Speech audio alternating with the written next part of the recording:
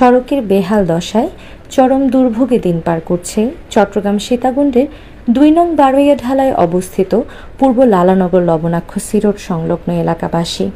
এই সড়কটি ছোট দারোগারহাট বাজার থেকে হাজারীহাট বাজার পর্যন্ত বিস্তৃত, যা স্কুল কলেজ ও মাদ্রাসার ছাত্রছাত্রী সহ এখানকার সাধারণ মানুষের জীবনযাত্রাকে করেছে দুর্বিষহ।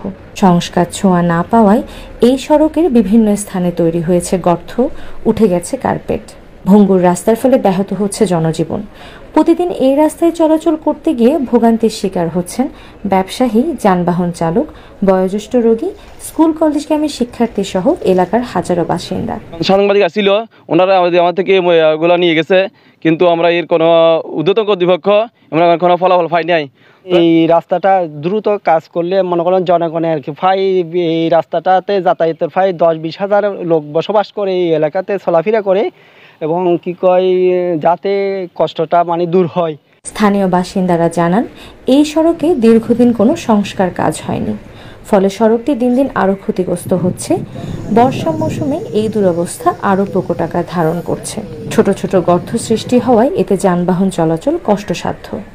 এখানে মানুষের হাঁটা চলা তো অনেকটাই কষ্টকর।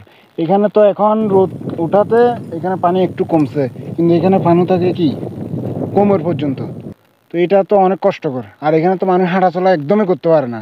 এদিকে তো সিএনজি ড্রাইভাররা তো এমনিও আসে না, আর মানুষজনের তো অনেক সমস্যা। স্থানীয় এলাকাবাসীর উদ্যোগে সড়কের প্রাথমিক সংস্কার শুরু হলেও তারা সরকারিভাবে দ্রুত এই সড়কের স্থায়ী সংস্কার বাস্তবায়নের দাবি জানান। খায়রুন্নেসা সুলতানা, রেডিও সাগরগিরি, সীতাকুণ্ড, চট্টগ্রাম।